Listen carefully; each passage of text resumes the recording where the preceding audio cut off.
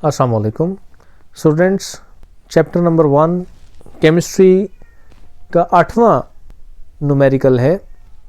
How many ions of sodium and chlorine will be present in 30 gram of sodium chloride.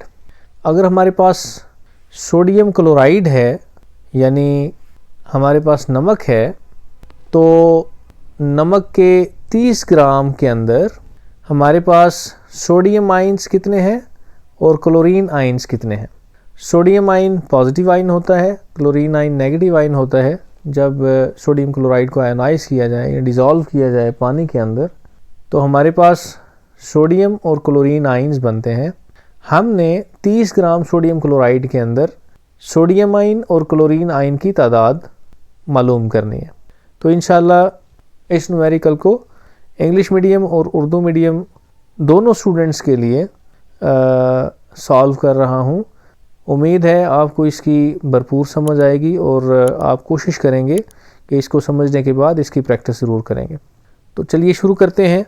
हमारे पास जो data है, जो given data है, वो मास है, mass of sodium chloride which is 30 ग्राम।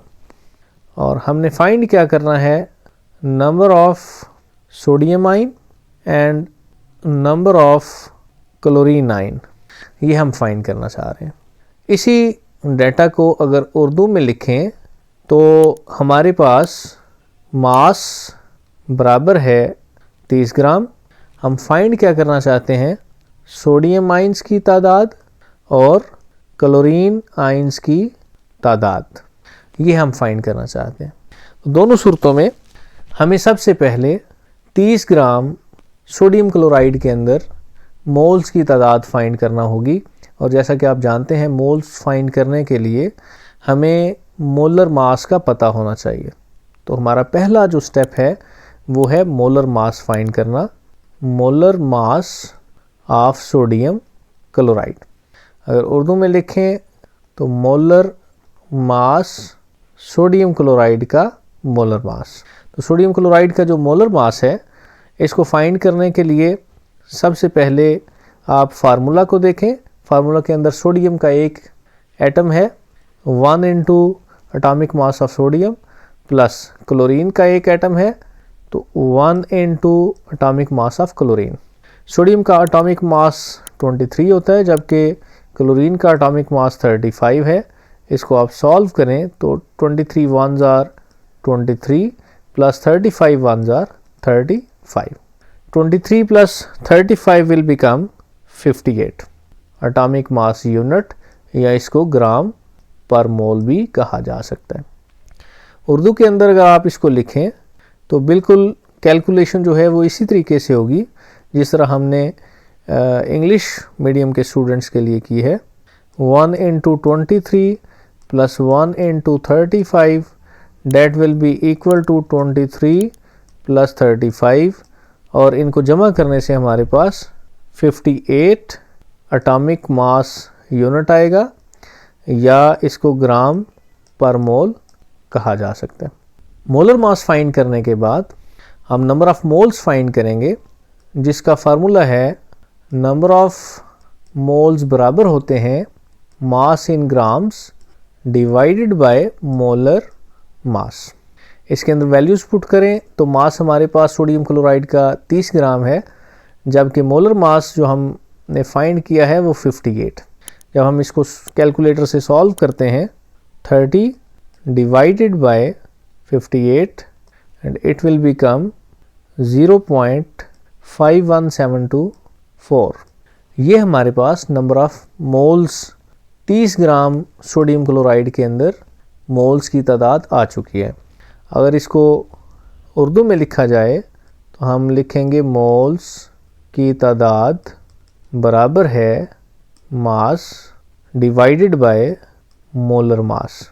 इसके अंदर कीमत दर्ज करें और उसी तरह से कैलकुलेट करने से हमारे पास मोलर मास की जो वैल्यू आएगी वो 0.51724 आ जाएगी।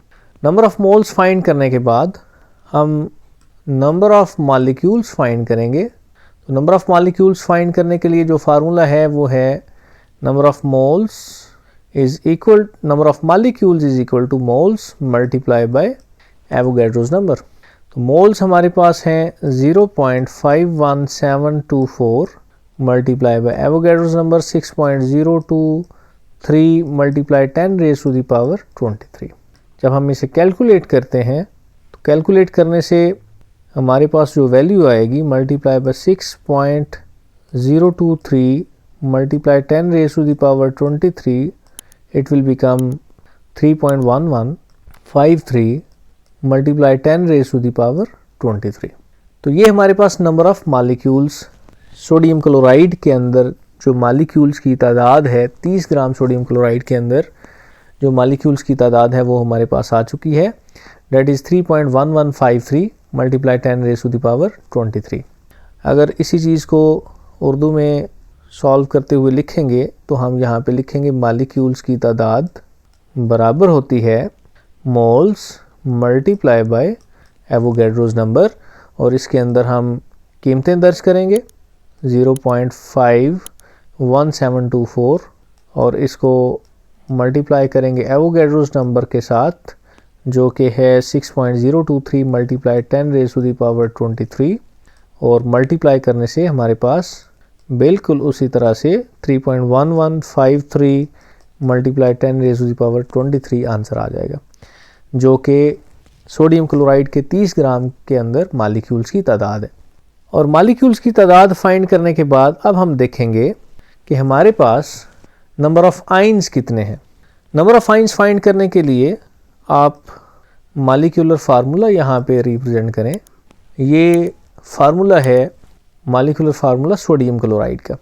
अगर हम सोडियम क्लोराइड का एक मॉलिक्यूल लेते हैं और इसको वाटर के अंदर डिज़ोल्व करते हैं या इसको आयोनाइज करते हैं तो हमारे पास एक आयन सोडियम जबकि दूसरा आयन क्लोरीन का आता है। इसका मतलब ये है कि अगर हमारे पास सोडियम क्लोराइड का एक मॉलिक्यूल है तो उस एक मॉलिक्यूल के अंदर एक आयन सोडियम और एक ही आयन क्लोरीन का होगा, यानी जितनी मॉलिक्यूल्स की तादाद होगी उतने ही हमारे पास सोडियम आयन्स होंगे और उतने ही हमारे पास क्लोरीन आयन्स होंगे। अगर हमारे पास 10 मॉलिक्यूल सोडियम क्लोराइड के हैं तो हमारे पास 10 आयन सोडियम के और 10 ही आयन्स क्लोरीन के बनेंगे। तो बिल्कुल इसी बात को मद्देनज़र रखते हुए हमारे पास नंबर ऑफ सोडियम आयन्स कितने होंगे, बिल्कुल उतने ही होंगे जितने हमारे पास मॉलिक्यूल्स आए हैं सोडियम क्लोराइड के, that will be 3.1153 multiply 10 raise to the power 23। और नंबर ऑफ क्लोरीन आइंस कितने होंगे वो भी 3.1153 multiply 10 raise to the power 23 आएंगे।